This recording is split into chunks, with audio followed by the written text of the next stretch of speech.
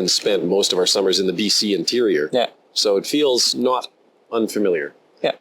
The lakes and the mountains. The bugs are different, though. Less bitey. Less bitey, but very different shaped. So, okay.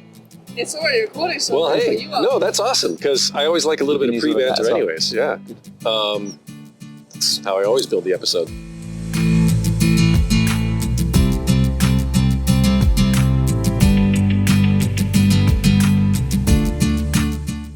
Well, thank you for taking the time, because I know you are probably running 16 different ways pretty much every day. So to kick us off, the listeners already know me, probably tired of hearing from me, but they don't probably know you. So let's get a sense for who you are. You are Jack. Why don't you tell us a bit about yourself? I am. So, well, nice to meet you, listeners. I'm Jack. I'm from the UK originally, from London, is where I grew up. And I'm the director here at Kandersteg International Scout Centre, which is the World Scout Centre, the only World Scout Centre. Yeah. It's the centre chosen by Baden-Powell. He wanted a place back in 1920. The first World Scout Jamboree in London was closing. And at his closing speech, he talked about the success of a jamboree that had brought people from around the world. The First World War was just ending, so it was all about rebuilding. Yeah. It was an important time. And he kind of put out this call in 1920 saying, I think we should look for a place where we could always bring scouts and guides together at any time of year.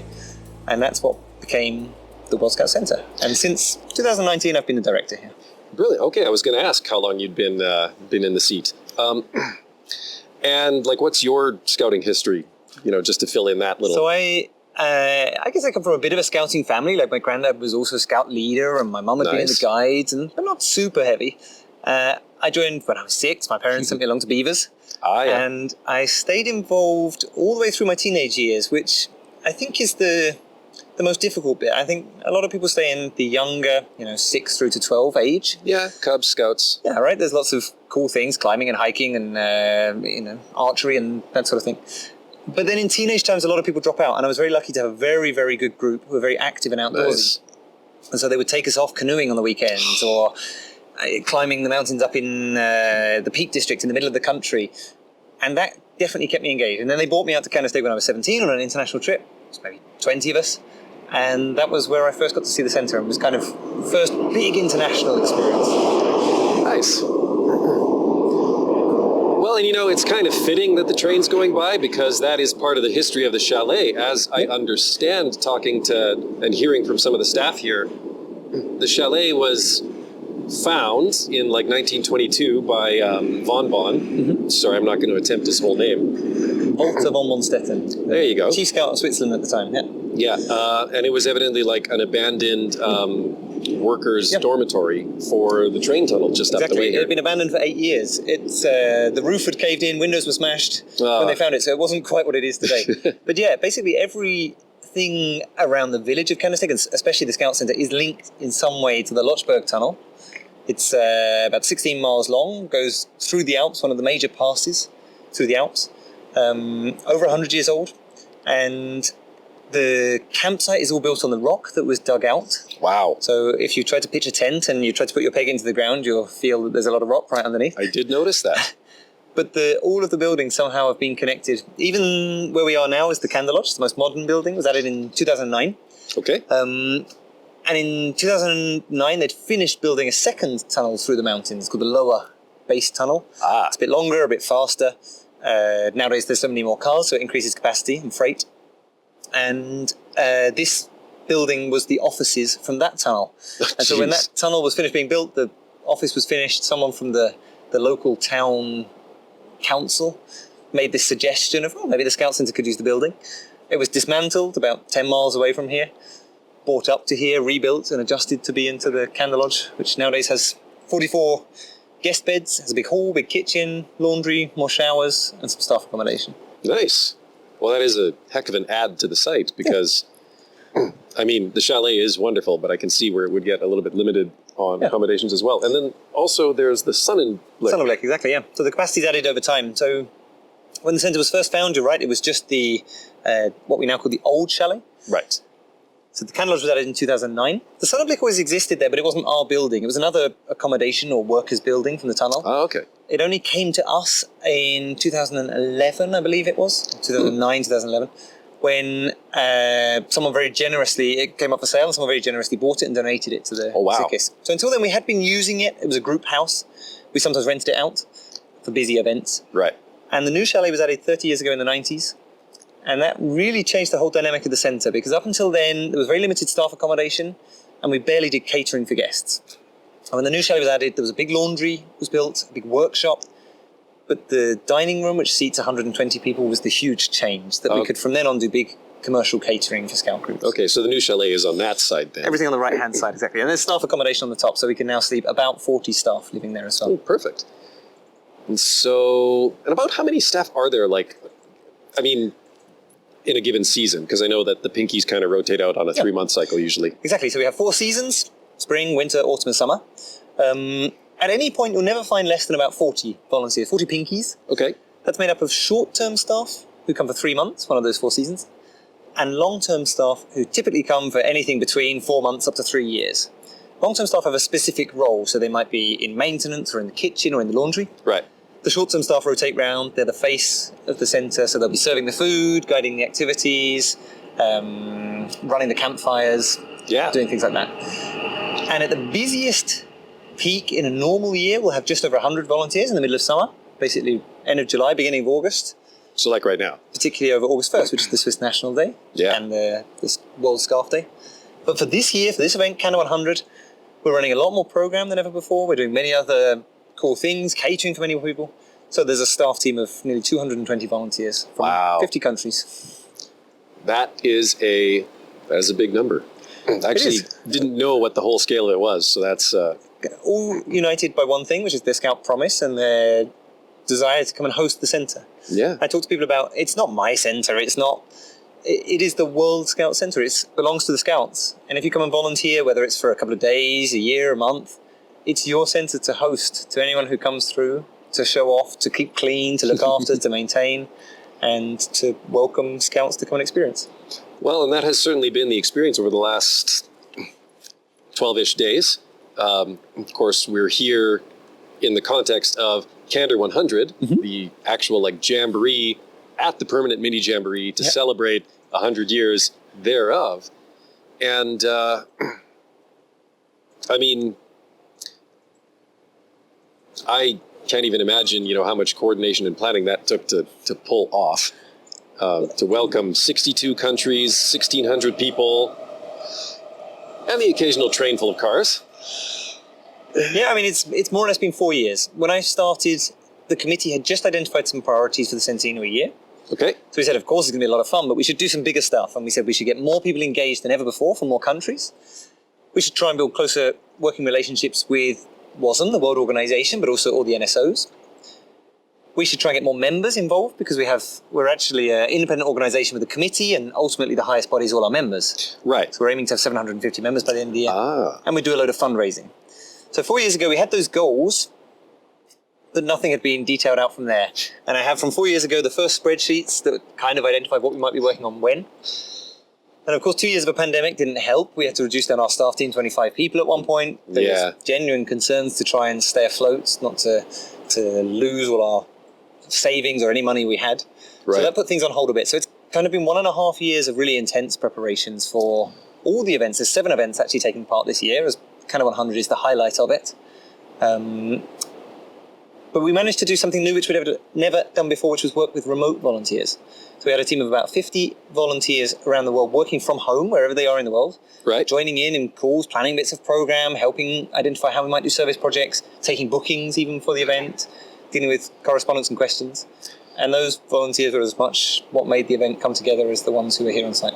Yeah, absolutely. Well, and it's nice that, until you actually need to start, making sure that the campsites have, been maintained, and making sure that the, challenge activities are still in good working order, until you actually need to have boots on the ground. Yeah. There's a lot that you can do just talking remotely. And that is, one thing that I've really liked actually about being here is just how, because I know back home there's sort of there's sometimes a tension, right? And again, a lot of this was exacerbated over COVID, where we had some groups that literally just went into hibernation. They just were like, they were adamant that they were not going to leverage technology to maintain program. And so they shuttered for, in some cases, almost 3 years, right? Whereas even before hearing you say that, the impression I got just from all of the materials that were given to me as I was trying to organize the Canadian participation was that the attitude towards technology here was more about it being an accelerator for, it being a valuable tool, wise in the use of all resources, as at least the Canadian promise states. But basically just an accelerator on top of program anyways, right? So I think it's been quite a personal drive or a passion from me that I'm really interested in how through digital we can improve the experience, both for leaders making bookings and dealing with all the administration, needing to find maps and that kind of stuff, but also through our program. And of course, COVID forced us, like everyone else, to go down the route of trying online program. Yeah. One of the events we ran this year was a KISC Jamboree on the internet. And we had more than 1 million engagements with that platform where we ran over a week. It absolutely blew us away how people want to be involved in the educational program just as much as they want to be involved in the high adventure and the physical program. And we've always known that people come to Kandersteg for these mountains and the glaciers and the high adventure and the lakes and the paragliding and the rafting. But at Kander100, more than ever before in our Global Goals exhibition, I've seen how young people have been so passionate about the educational program, the sustainable development goals, the want to make a change and an impact and to take something they've learned back home. Well, that whole attitude of, leaving the world a little bit better than you found it. And so, we did the SDG tent a couple days and it was glorious, very well put on, great activities, good engagement from the youth. And I think too, being able to have the Kander app and sort of engage with that as you're going through stuff, right? Getting the QR codes, getting the awards within the app, and then having those translate to physical badges, at least in some cases. That's just sort of a nice experience. I think part of the centenary year has also encouraged us to try out some new stuff, and the app is a good example. We never had an app before. Right. Honestly, there probably aren't many scout centres that have an app. We have a nice website, but that's something that maybe bigger businesses have definitely moved in the direction of. But with tighter budgets and a not-for-profit organisation, something took us a bit more time. But we always knew when we were ambitiously saying, let's try it for this time, it would also be about the future of KISC, and not only something that was just for this event, but then something that can be used so that I hope guests coming in the next years can make their booking through the app. They can add program, they can check their meal bookings and view their bill live. And a lot of that has been done by volunteers as well. So it's been done in a partnership between a professional company, although the contact came through a scout, and a lot of scouts who did the designing and the coding and the gamification with the badges, as you talked about. Yeah, well, and it was, being able to add new features to it would be awesome because it was useful to me too. I like collecting badges too, so of course I'm scanning every QR code I get. But being able to, just hop in, view the agenda, right? Because paper gets wet, gets lost. I think, the reality is everyone now comes here with a smartphone. For years we had controversial discussions about whether we should have Wi-Fi everywhere or whether you should go on camp and switch off from Wi-Fi. And whether or not, everyone is coming with a phone. And so maybe embracing it and finding a way to build a connection between the digital scanning or resources, but also linking to physical activities or badges is a happy balance in between. I think it was too. It was nice to have, and yet at the same time, it's not like, at least my observation is it's not like you're just constantly seeing youth on their phones. They're out, they're about, they're doing stuff, they're hiking, they're taking part in the workshops. And then, at the end, they might snap a few photos and, of course, grab the code, and then it's off to the next thing. And so, you're right. It's a nice balance. And I think that, we talk back home about how Scouts is sort of the digital detox and it's the alternative to screen time, but I think you can still find ways to work the tech into the scouting experience in those ways that, are genuinely constructive. At least that's my hope. I absolutely agree. I think that's an exciting opportunity over the next years for us. Next year we'll have, we're lucky to have a volunteer who has a lot of digital IT background and experience. And that's something he's going to be looking at, is how do we improve our processes, particularly in terms of all the bookings and giving people information, but also the activities with everything we've learned this year and future opportunities that are out there as well. Brilliant. I know your time is precious, so I don't know how much longer we have to chat, but... Maybe talk a little about volunteering opportunities for anyone who might be interested? You know what? Actually, yes. I was talking with a couple of the Pinkies as well, like sort of getting their take on things. But I would be curious to sort of hear the official line on, like, how do you volunteer? Because you've talked about the insane amount of staffing you've brought in and all of these different roles that people fill. And of course, you've repeated several times the word volunteer. And that is really something to emphasize, is that almost all of KISC is run off of volunteers. There's vanishingly few paid positions associated with the centre. Yeah, absolutely. So in the lifetime of KISC, we think that about 6,000 volunteers have led the centre and run the centre over the different times. Of course, you go back 50 years, it might have only been a couple of people for a quieter period. As I said, now we tend not to have any less than 40 at any time, because it's also about their scouting opportunities and experiences, even if it is a quiet day in November. But to come and volunteer, there's basically 3 requirements you need to meet. You need to be older than 18 years old when you start as a volunteer. You need to be able to communicate in English, not perfectly. Many people in our team have English as a second, third, maybe even fourth language. Right. But we have one common language so we can work together, and it's English. So you need to be able to communicate with the guests a little, or at least be able to deal with emergency safety information. Okay. And the third requirement is you need to be a scout or a guide, which I guess is not going to be a problem for anyone listening in on your podcast. And then the best thing is to go onto the website, www.kisc.ch, KISC, and then we post all the volunteering opportunities. Even if they're not open, you can see the opportunities. So if you're holding out for the next time the PR and marketing position is open, then you can find the position. You can click on the button that says notify me when this is open, and you'll get an email next time it opens. Oh, cool. So whether it's short-term staff or for a long-term staff position, they're all listed there. We generally recruit at least 6 months in advance of anything opening up. But that's the 3 requirements. And then we ask you to submit a CV explaining what experience you have, whether it's volunteering experience, study experience, or work experience. Okay. A motivation letter explaining why you'd like to come and volunteer and what you'll give and what you'll get out of it. A reference from or an endorsement from your scouting or guiding association to prove that you are a member. And a medical certificate to prove that you're going to be able to work at a height of 1,200 metres, or about 3,500 feet. That you're mentally able to come and deal with the environment that we work in. And that's it. Send all that in and we'll consider the season that might work for you. Brilliant. And I guess maybe just to finish out that information, so obviously, volunteer staff coming here as volunteers, so they're presumably handling the costs of transport here, transport home, plus I know, like, at least my understanding with the Pinkies is they get, 1 or 2 days off a week. So if they wanted to do any excursions, they'd presumably have to have, money set aside for all of that. Room and board is covered.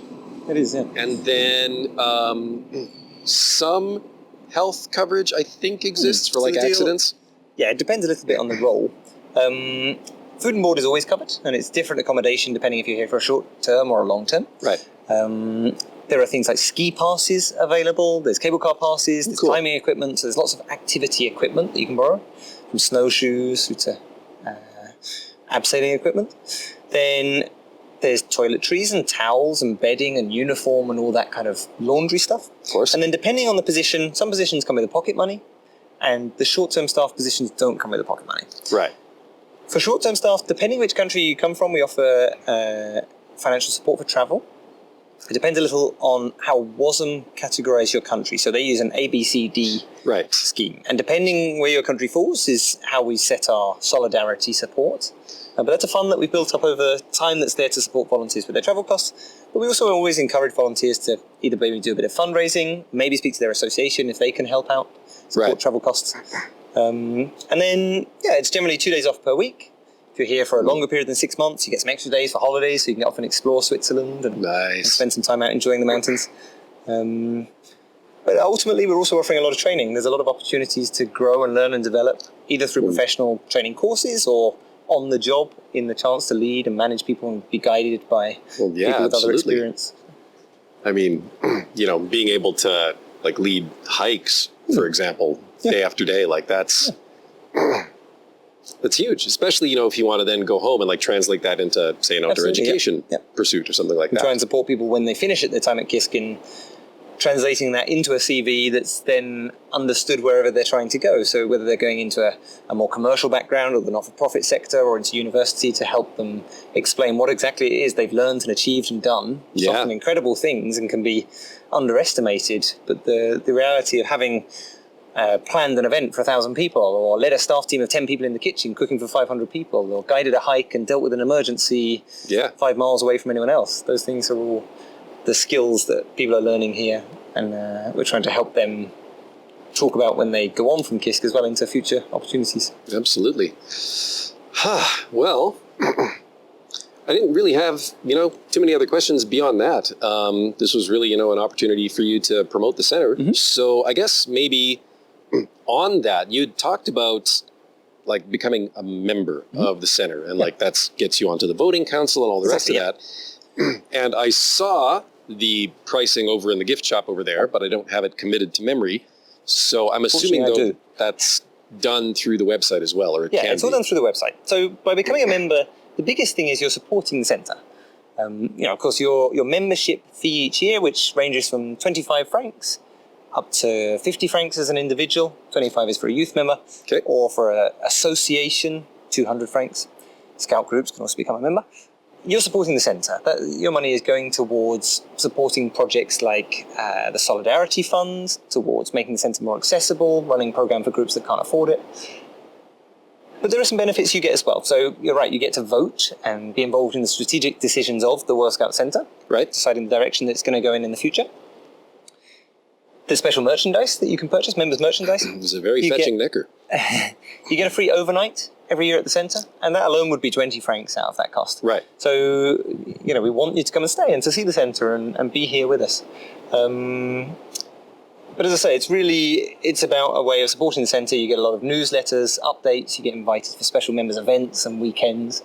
It's a way to show that you believe in what we believe in, about creating a better world, that scouting is a great way to do it, and that by bringing people together from all different countries, allowing young people to lead it, that's something amazing that you support and agree with and would like to see continue. Oh, brilliant. Yeah, I got to talk to my group about that. So, well, I mean, I guess 2 thank yous then. First, for your time now to take time and, chat and give you an opportunity to promote the centre. It's exciting to be able to talk to, whether it's young people. I first heard about the centre when I was 14, and I remember hearing about it and thinking, I'll park that somewhere in my brain for when I told I'm old enough to go and volunteer.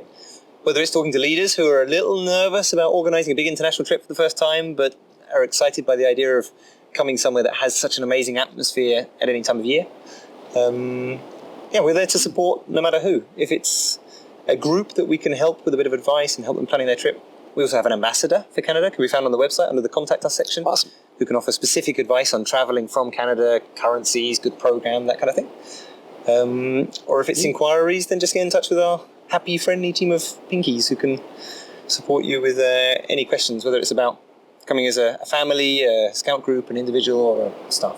Brilliant. And I guess the second thank you is just for, this Kander100 experience. And I mean, there were some struggles related to the weather, but I think snow on the peaks today. Yeah, there is, which is kind of neat to see. But then, I think, you talk about the enthusiasm of the volunteers and just the energy of this place, and damp gear notwithstanding, I think that experience, just being able to come here and experience this place and the energy of it and the program that you did devise and put on, that your whole team devised and put on, I think that was well worth it. And so thank you for that too. This was a once in a lifetime experience. Maybe not once in a lifetime. Hopefully I can come back, find an excuse to come back, bring my kids back. Well, thank you. I'm pleased that we've achieved what we set out to, which is giving you an amazing scouting experience, the chance to meet many more people, and hopefully some inspiration to go home with. Oh, so much. I mean, I love the international campfires especially. I would never have thought that, my eldest, who in every other respect, large and in charge when she's doing scouting things, but crowds make her nervous, right? So to see her in front of, however many 100 people were at that campfire leading a song, wow, That's cool, right? People come out of their shell. And then just, also through that same experience, right?